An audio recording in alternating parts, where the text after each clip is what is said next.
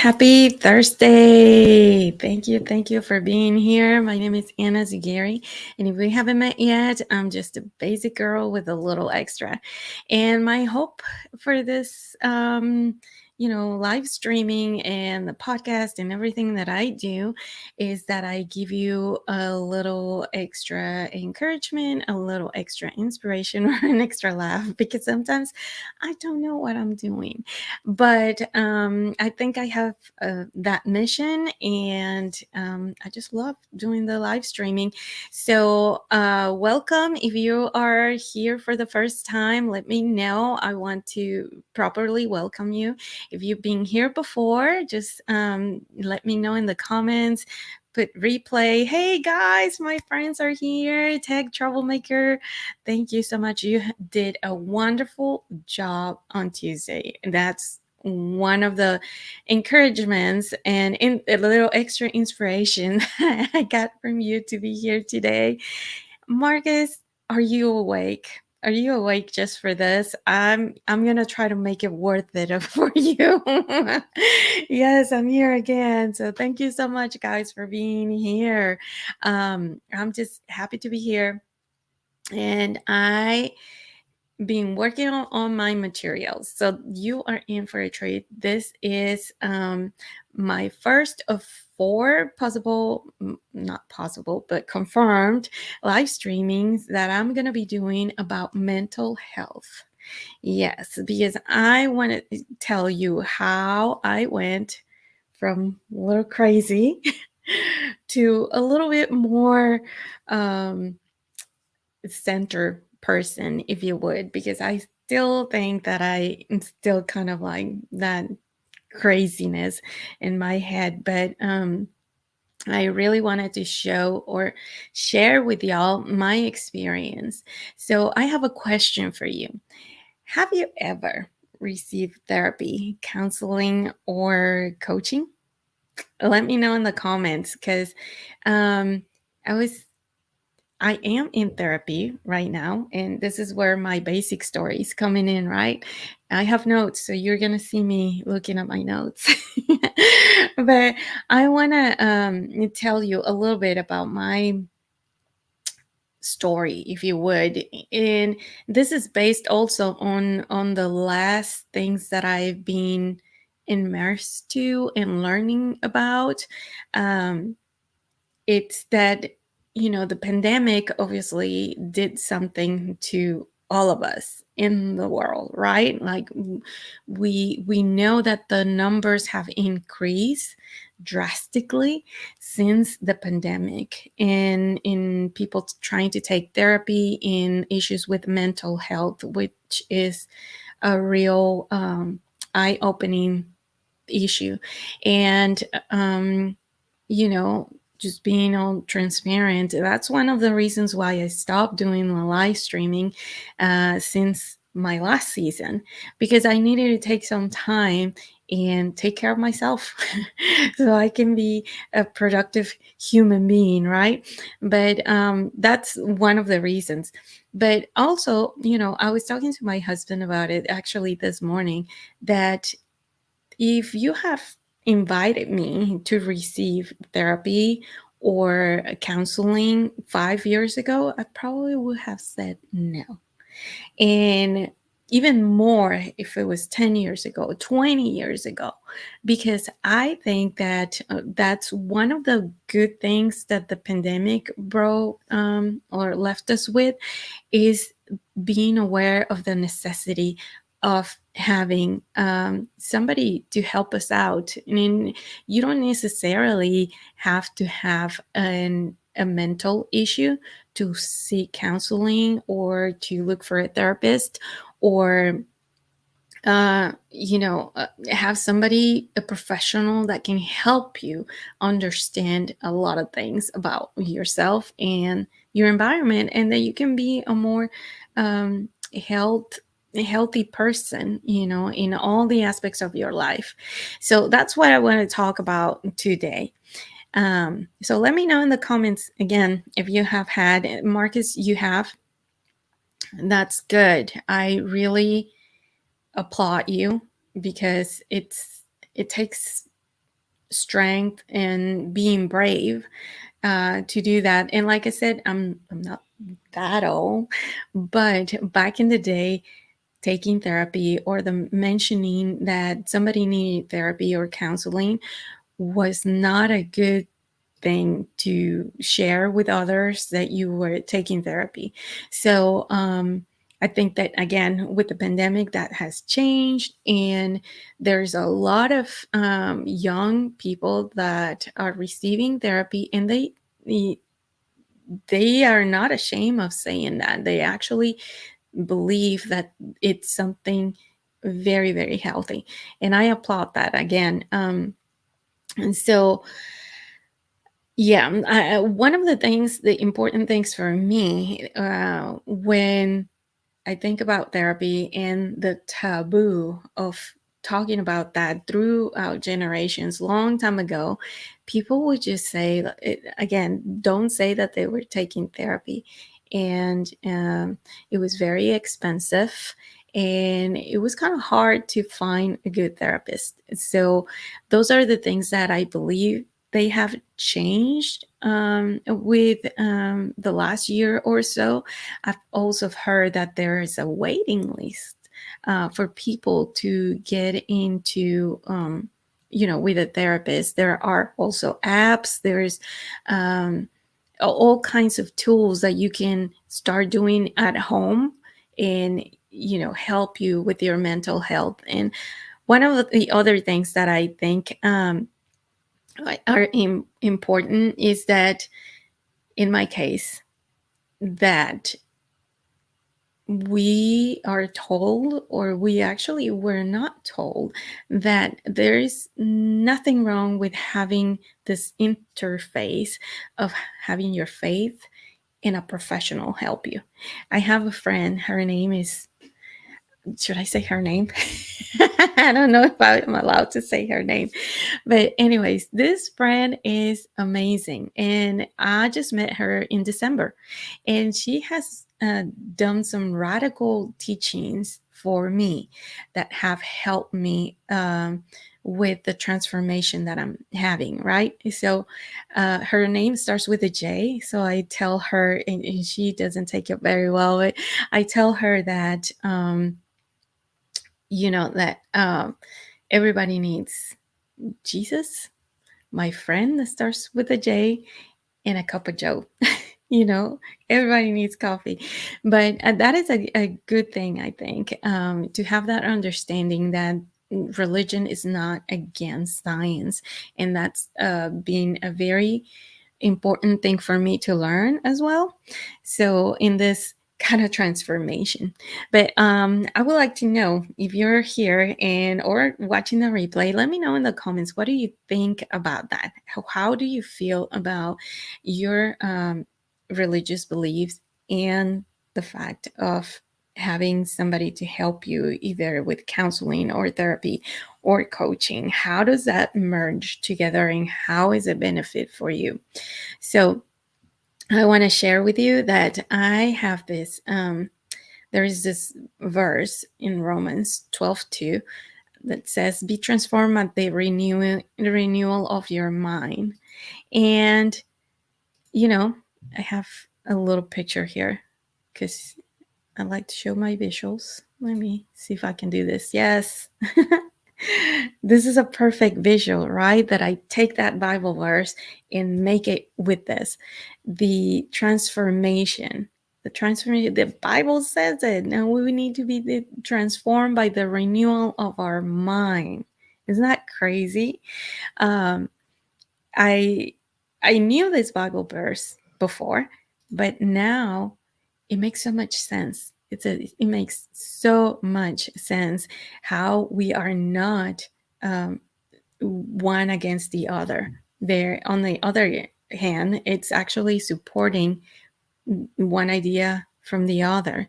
So that's one of the things that I've learned. Another thing that I wanted to share, my experience with therapy, because okay, we talk about how Therapy has been a taboo for many of us, especially, that were born in the 70s and 80s.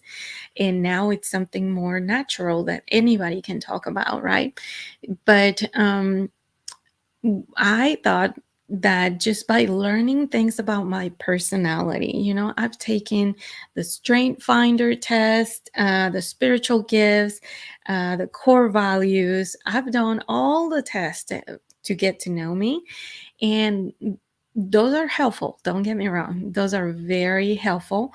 But I think that you always need a companion, a professional that has actually studied the brain and can help you to put all those things together to help you get to know yourself first, right? So, I, like I said, I'm going to tell this little basic story. I was at a lunch with a couple of friends that know, if you know about this, the Enneagram. It's kind of like a personality test, and you make this test, and according to the results, you're a number from 1 to 9. And I wasn't very familiar with this kind of test, but I knew it was about personalities or whatever. So we're having a conversation, we're having lunch, we're having a great time. And I can't even remember what the topic was, right? But w- one person said, like, oh, yeah. And I remember it was about something difficult, like a difficult conversation, and that we were talking about. And then this person said, oh my gosh, you are a 7. You are such a 7. Because the sevens, they tend to run from drama and hurt. Like they don't like to confront, they don't like confrontation. And I just stood there because, she said it in front of everybody. And I was kind of like, wait, what? And in the back of my head, I knew that I don't like difficult conversations. I run from pain. Everything that has to be, like funerals, please don't invite me one. Really hard things. I just don't like it. I don't know how to manage those things. But I didn't know I was a 7. And that hurt me and left me with like this sense of insecurity for months. And so here's another little extra from that story. Be careful what you tell people, okay? Because you can't tell anybody who they are. They need to say who they are, because you don't know the state of mind of that person, and it can hurt, and you can drag it for months and months. I'm proof of that. So I want to ask you, how well do you know yourself? Do you know what are your gifts and talents? What is the one thing that people always say about you? What your core values? Like like you're not gonna go along with something because that's in my core value. I know it, and I know it's part of me.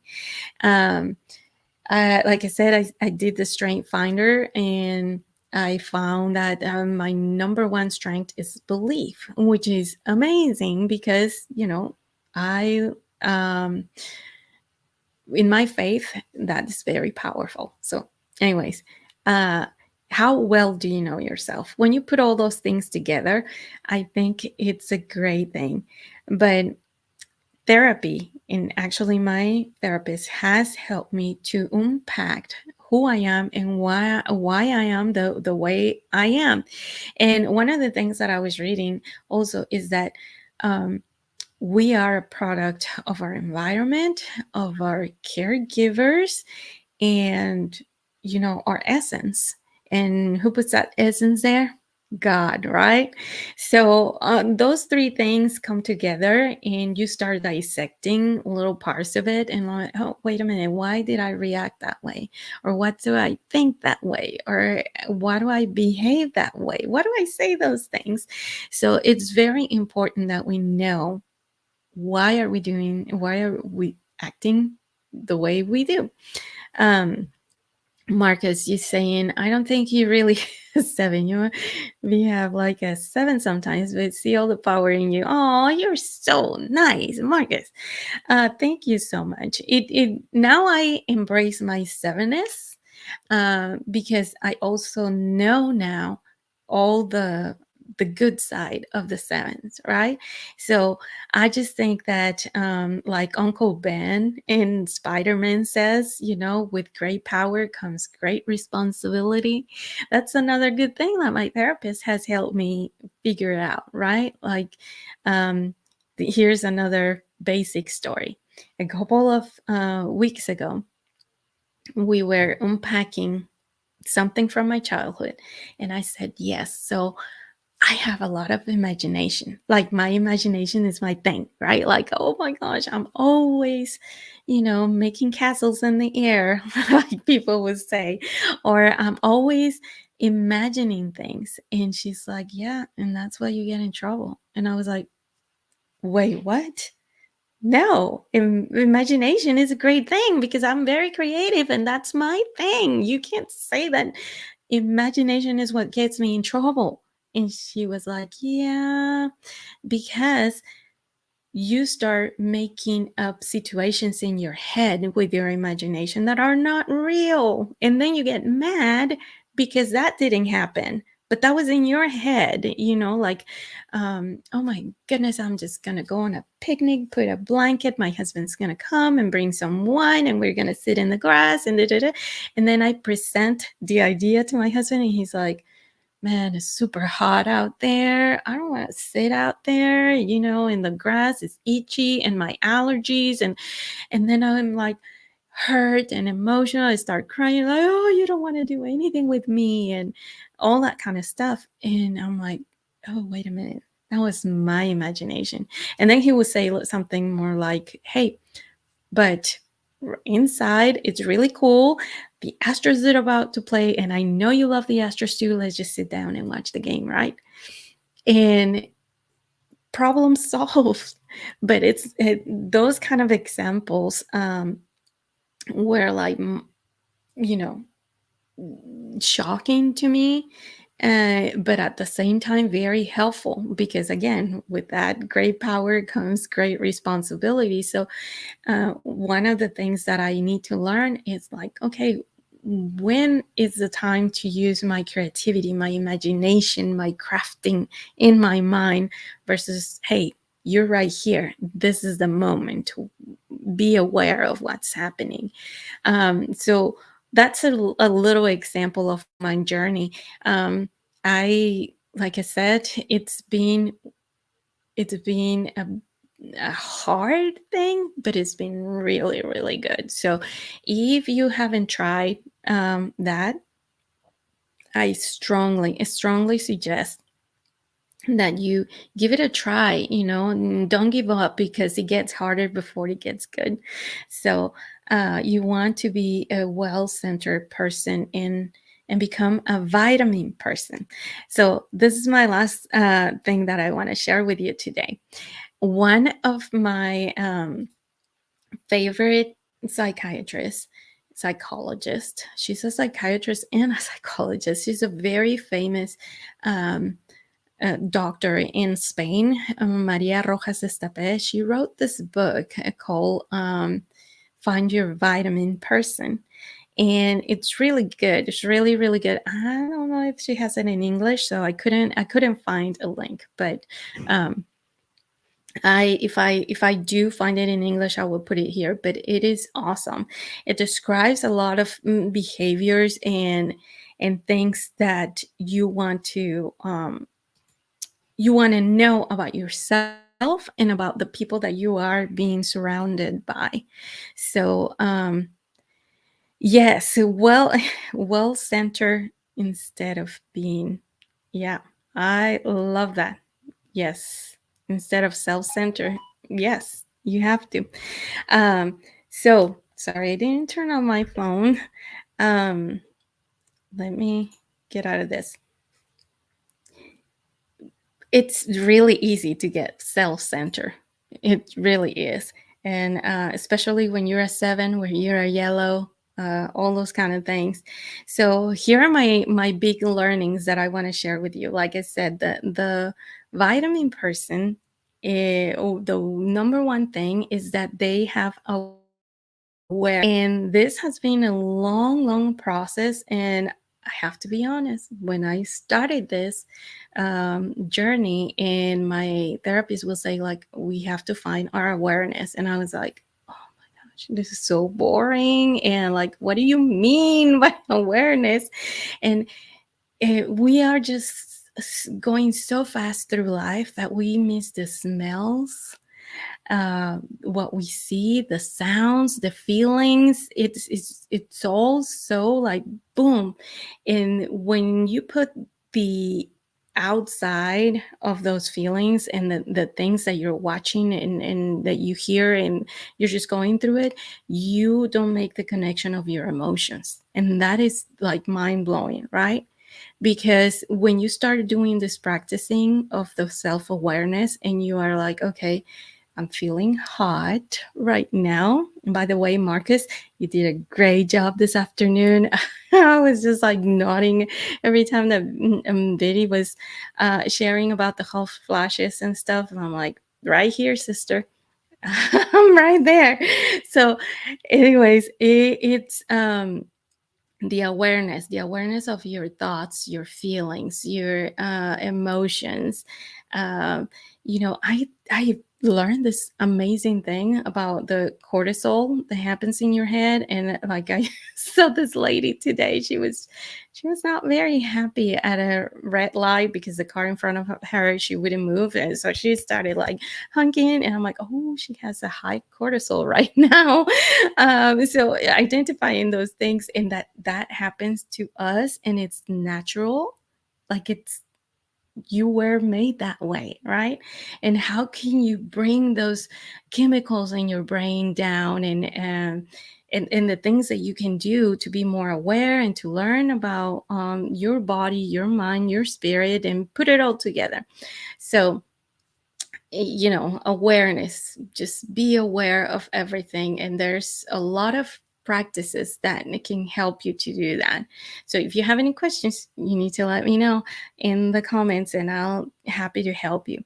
um, the other thing that I just learned, and I thought this is fabulous. So, you know again, being transparent, my thing, that I've always been battling, like, throughout all my life without me knowing it. I thought it was normal, but it happens that it's not.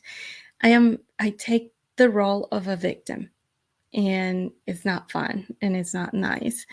And it was just like, I don't like the way that sounds, right?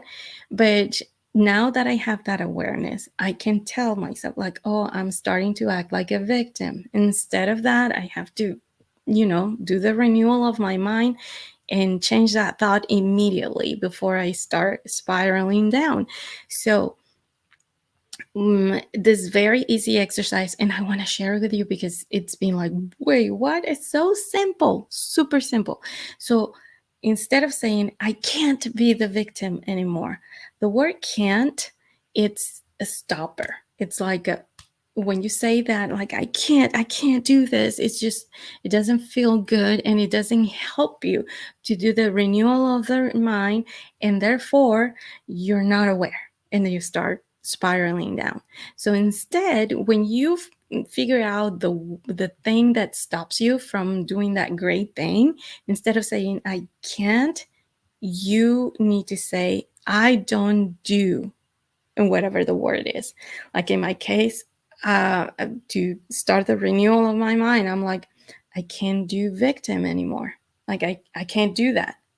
So that changes a lot versus I can't. I And if you say I don't do this, it's in a positive way, and it helps you, change that thought immediately. So remember that can't versus I don't do whatever. There's a something huge to me. All right. You don't have any questions? Uh, Yellow seven. I'm gonna tell you about my yellowness and the seven. But well, the seven it's my number on the Enneagram.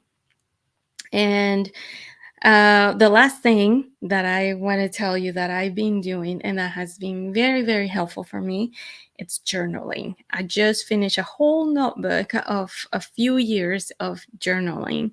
And that's another thing that my therapist says, like writing things down. And Marcus, you mentioned this also, that I believe Luria shared with you, when you put things on paper and you write them down, there's something that happens in your brain that helps you and to make it a reality, or to let it go, or to remember it. So it's always good to do journaling. By the way, if you are awake, I'm gonna be with Mommy Lala tomorrow. We're gonna be talking about journaling in her live stream.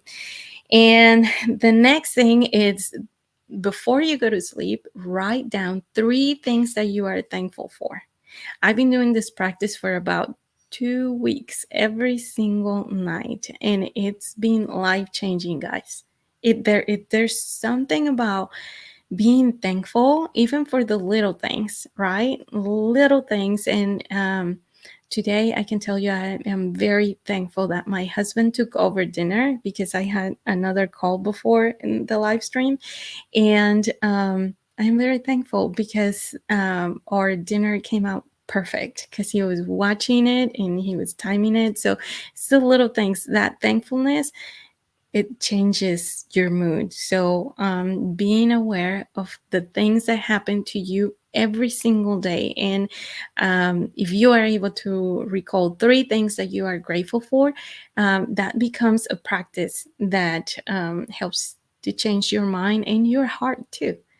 And I'm also doing nature walks, not every day, because yesterday when I tried to do it, there was a big old dog outside and started kind of chasing me. So I couldn't do that. So I had to get on the treadmill instead, because I couldn't do but even at that, I was thankful that I have a treadmill that I can walk on. And the last thing, obviously, it's prayer, meditation, just knowing that there is a higher power that has a perfect plan for your life. I think that's, if not one of the biggest things that I've learned in this journey of getting healthier emotionally and mentally and physically. So just being aware that God is in control, that He loves me, that He made me, and He's a perfect God and He doesn't make mistakes, even though sometimes I feel like this eye is smaller than this one. I just think that, just being aware of my creator and knowing that he has my back and he's ahead of me, making a plan and making a way for me to be the person that he created me to be. So, like I said, prayer is a big deal. Those moments and those connections throughout the day and early in the morning, and asking. He wants us to ask. He wants us to get closer to him, and he wants to know our hearts. So prayer is a big deal for me too, and I invite you guys to try it. So don't forget journaling, being thankful, prayer, and walking outside, getting some vitamin D and mosquito bites and things like that. Just, actually, it would have been okay, I guess, that the dog was chasing me because I had to run. And I didn't feel like I was in condition yet to run. But yeah, I was like, okay, I have to run this one. And that's pretty much everything that I have for y'all today. But I want to invite you, if you're okay, you can join us for the next three more lives, next three Thursday. I have lined up some friends that have an amazing, amazing things that can help us to be healthy on our bodies, healthy on our minds, and healthy on our spirit. I'm going to have a book author. I'm going to have an expert on healthy habits and how to get your body in perfect health. And also somebody a therapist, hopefully. I'm waiting for her to respond and see if she wants to be my guest, because I would love to ask questions like, how do you find new therapists? What are the questions that you need to ask? Or how to do therapy. Like when I first came in, I was like, "Oh, what are you talking about? Like, I don't understand your language." So those things that might help some of us, that are wanting to start that, or seeking that a tool that is really helpful. So I think these three guests that are going to be here in the next couple of weeks are going to be awesome. So please share the stream. If you like it, give it a like. If you don't like it, just don't say anything. but I hope that you like it, that you share it, that this is more than anything. It's not for me, but it's helpful to you. What I'm sharing, my basic stories. And Roy, talking about this is a book that I did a couple years ago, and it's very little. It's 6 weeks, and it's super fun. It's called I Said This, You Heard That. It's super fun. It's more like a workbook, and you can do it like in 10 minutes every day. And I'm gonna start this study. It's based on Ephesians 4:29, and it's by Caitlin Elderman, and you can find it on Amazon. It has an app also, and a podcast, and that you can follow along. It's been life changing. This, I have it over there. I don't know if you can see it, but I did it with my family. It's a test, and it has 4 colors, and according to the results, you get the graphic of the colors. It's so simple, so easy. Even at that time, she was 12 years old. My daughter did it, and now she knows who she is. She knows that she's a blue. I'm a yellow. My husband is a blue too. My other daughter is a yellow as well, but it has a lot of green in her. So just knowing their behaviors and how to communicate to them with their own language, and why some things are important to them and that are not important to me. But you find that grace, and it's really cool, really, really cool.